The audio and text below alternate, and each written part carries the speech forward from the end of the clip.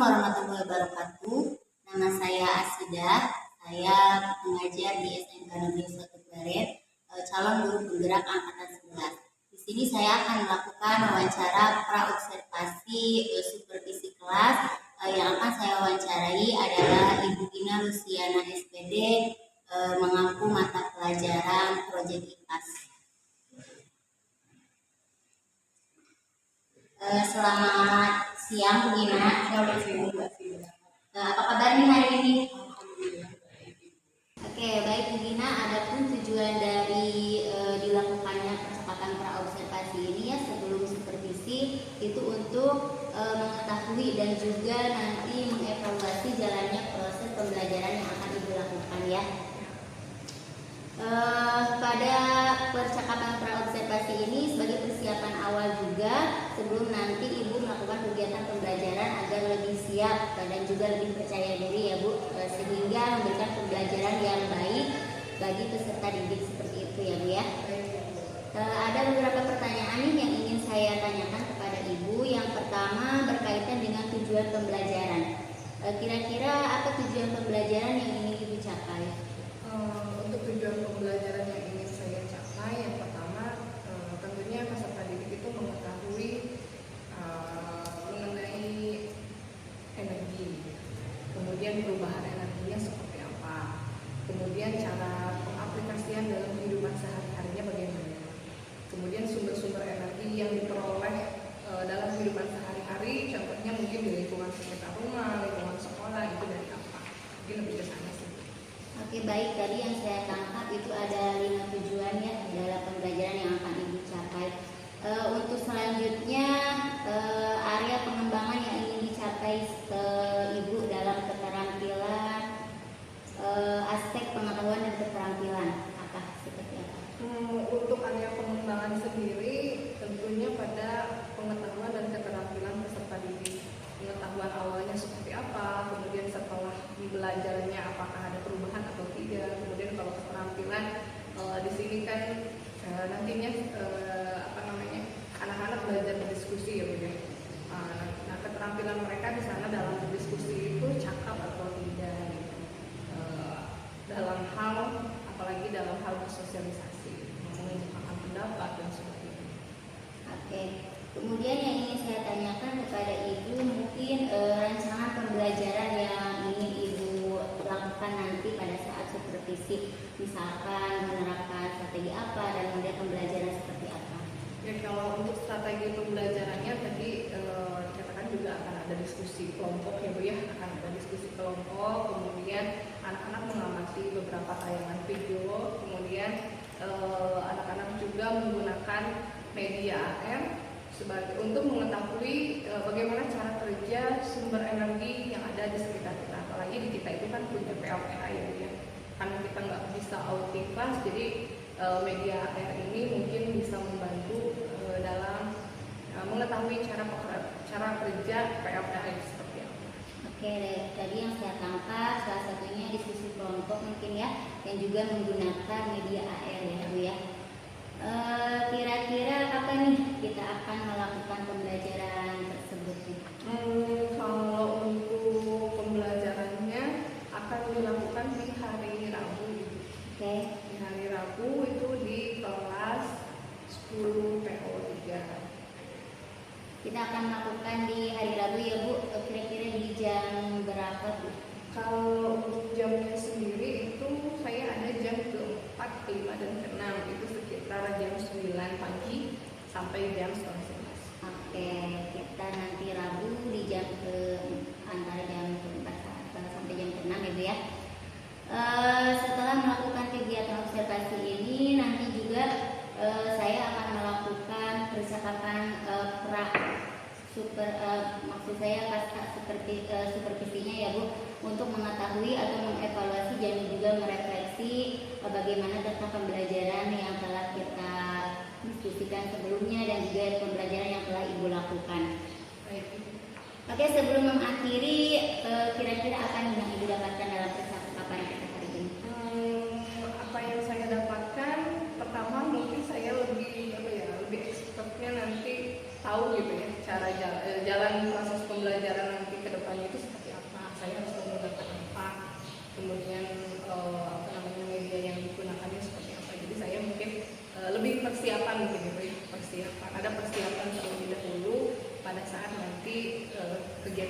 bisa dilakukan. Oke, baik. Terima kasih ya Bu Gina atas waktunya. Mungkin perbincangan kita hari ini cukup sekian dulu ya untuk pra observasinya. Sekali lagi terima kasih ya. Nanti sampai ketemu lagi pas kita berarti melakukan supervisi ya. Terima kasih. Assalamualaikum. Waalaikumsalam.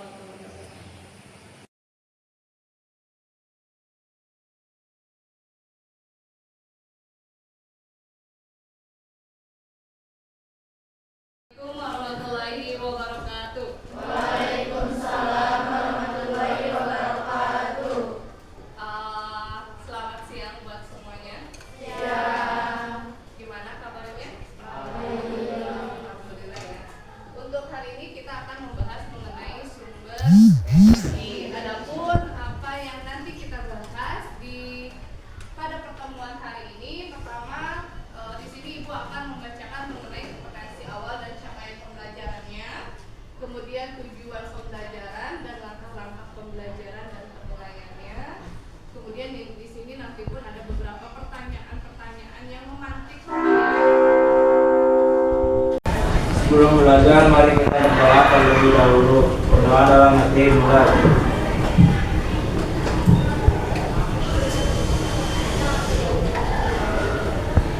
Berdoa selesai. Siap, beri salam. Assalamualaikum warahmatullahi wabarakatuh.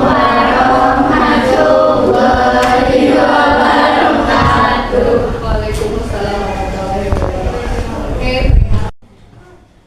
Nah, ini tujuan pembelajaran kita nih.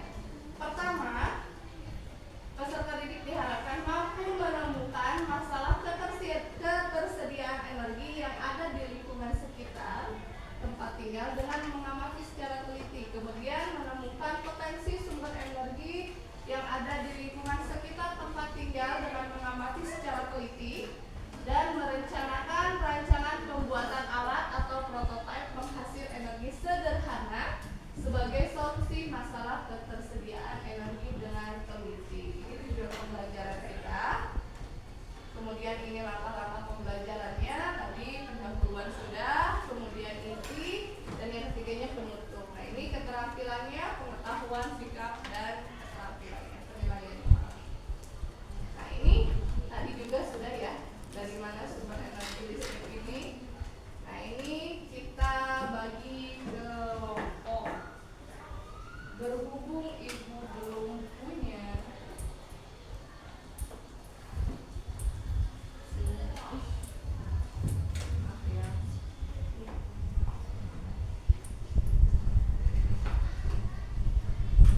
pengukuran, kemudian biaya dan gerak, hukum kekekalan energi, dan konversi energi. Kemudian ada urgensi isu kebutuhan energi. Ini kompetensi awalnya. Capaiannya untuk apa? Nah, di sini pada akhir fase E peserta didik juga nanti kali yang tadi kalian simak. Motor kalian butuh energi tidak? Butuh. Untuk apa? Jalan. Bisa bergerak kan? Oke, untuk berjalan, untuk bisa bergerak si motor itu. Tanpa ada energinya, bisa bergerak atau tidak? Tidak ya? Oke. Dari sana, salah satu bahan bakar fosil itu digunakan adalah untuk BBM, bahan bakar minyak kan? Oke, bahan bakar minyak itu salah satunya itu dari bahan bakar fosil. Gas, BBM, kemudian apalagi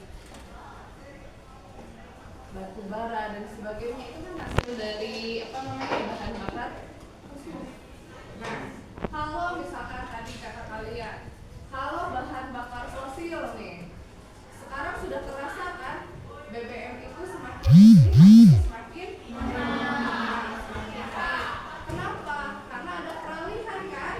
Ada peralihan yang tadinya dari pertalite harus menjadi pertama kan? Nah, karena kita misalkan biasanya menggunakan yang pertalite,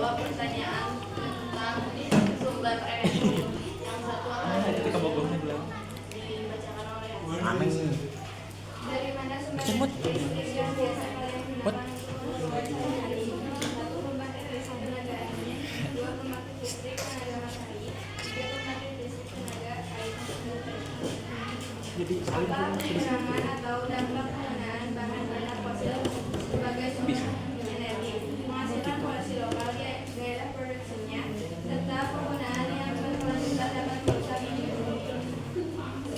sumber energi alternatif yang dapat digunakan sebagai pengganti bahan bakar fosil yaitu matahari, air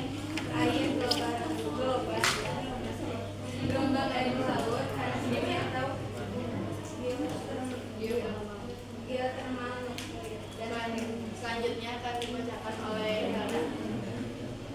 Adalah informasi mengenai dampak eksplorasi ekstrim yang terjadi dari segi sosial, ekonomi, dan lingkungan. 1. Kerusakan tanah, 2. Pencemaran air, 3. Pencemaran udara dan pemanasan global. 4. Melarikan perilaku penggunaan energi yang kurang bijak dalam menggunakan membiarkan lampu menyala pada saat sudah dipakai. 2. Bermain gas sebanyak mungkin. 3. Mengisi daya ponsel sebelum penyalaman. 4. Membiarkan air garam terbuka sehingga airnya terbuang. 5. Menyalakan elektrik pada tidak dipotong dan juga memboros BBM dan lain-lain. Selanjutnya akan dibacakan oleh Riana. Indonesia terletak di daerah tropis dengan sumber daya alam yang melimpah. Jelaskan sumber daya alam apa yang terdapat di daerahmu yang dapat dijadikan sebagai sumber energi alternatif. Matahari, angin, sungai, matahari panas, asam sulfur, biomasa, biogas, bumi. Kelompokkanlah sumber-sumber energi ke dalam 2 kategori, yaitu energi terbarukan dan energi tak terbarukan.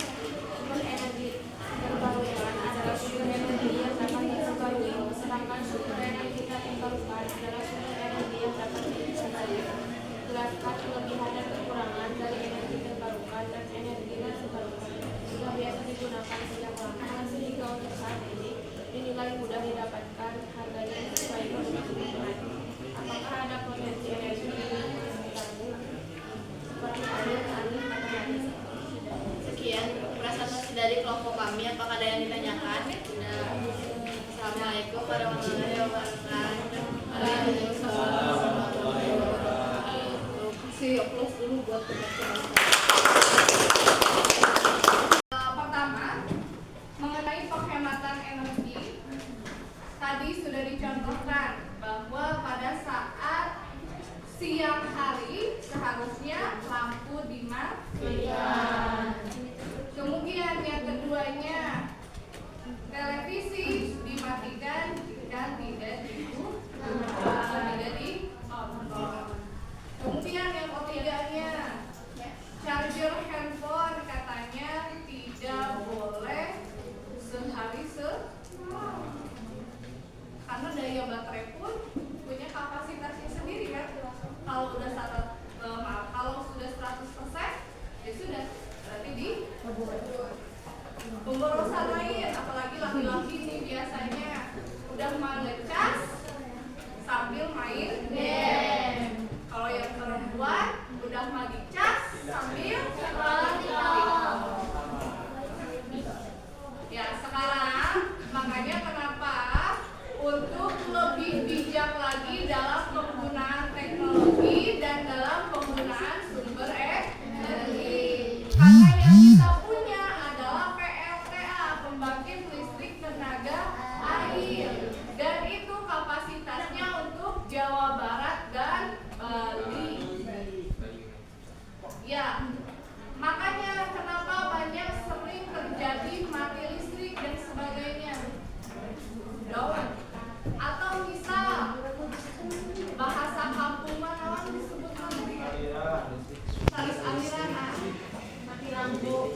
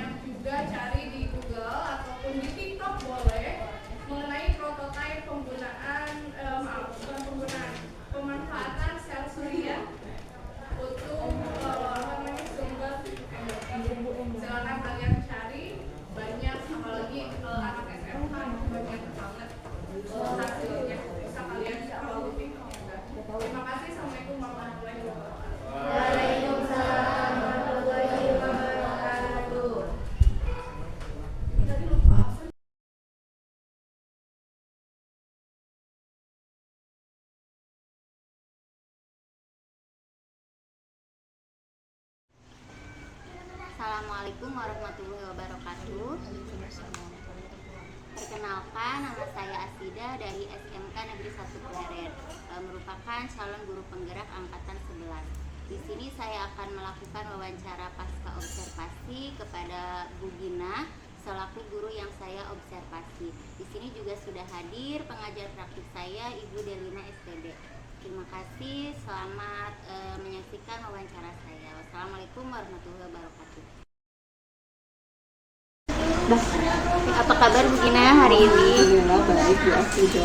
Oke, saya sekarang akan mewawancarai Ibu ya tentang refleksi bagaimana kegiatan kita pasca observasi yang kemarin ya. Untuk yang pertama, refleksi dari tujuan yang ingin dicapai pada kegiatan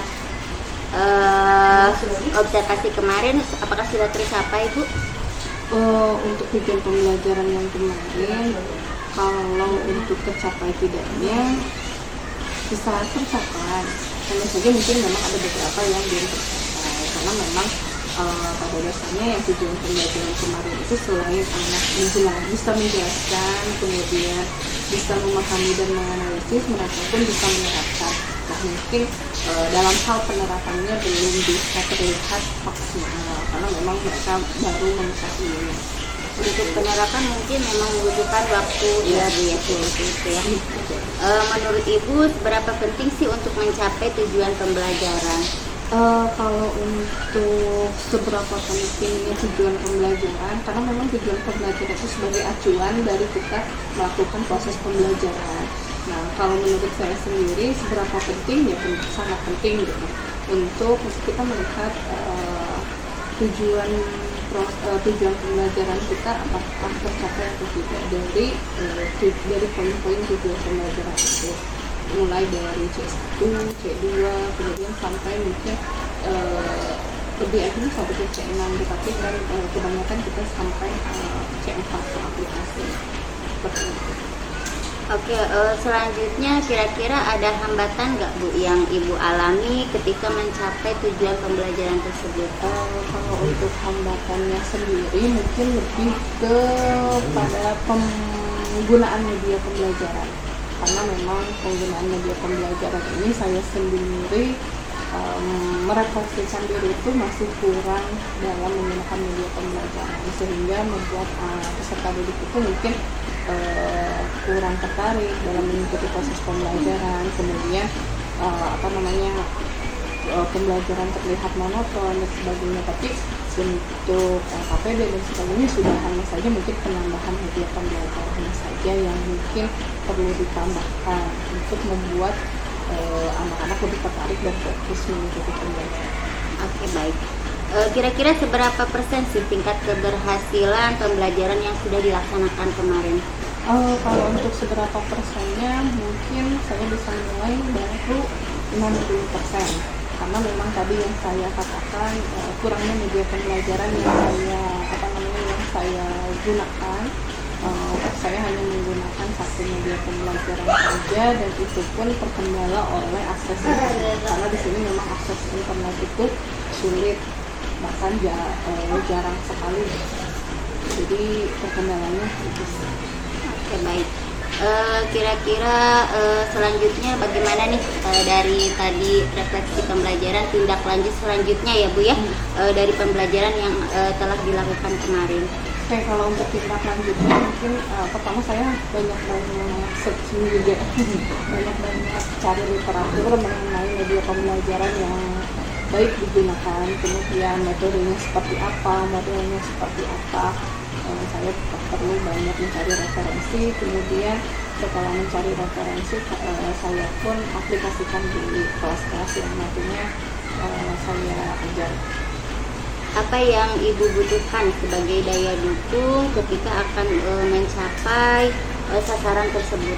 Kalau untuk daya dukungnya mungkin lebih ke sarana prasarana gitu, karena memang sarana prasarana ini penting juga dalam penggunaan, apalagi sekarang untuk siswa-siswa saat ini lebih nyaman dengan teknologi, walaupun tidak menutup kemungkinan tidak semua teknologi itu bisa digunakan dalam proses pembelajaran, tetapi Tapi karena memang anak-anak mungkin sekarang lebih banyak dan lebih senangnya memegang gadget, ya mungkin pasti penggunaan sarana prasarananya, mau itu internet, mau itu handphone, mau itu proyektor dan sebagainya, itu pasti digunakan. Jadi lebih ke sarana prasarana. Kapan nih kira-kira Ibu akan melaksanakan rencana tersebut, atau dalam waktu dekat atau masih lama? Kalau diinginkan lebih cepat lebih baik sih ya Bu ya, diaplikasikan di pembelajaran, supaya saya pun nantinya akan bisa mengaplikasikan kembali bagaimana cara saya untuk meningkatkan motivasi anak terhadap proses pembelajaran. Kalau boleh saya tahu bagaimana komitmen Ibu nih dalam mencapai rencana tersebut? Kalau untuk komitmen sendiri, mungkin pertama saya perlu ngobrol juga dulu dengan teman-teman yang lain gitu, supaya mencari referensi juga, kemudian setiap apa yang saya lakukan itu saya refleksikan sebagai bahan evaluasi saya, kemudian saya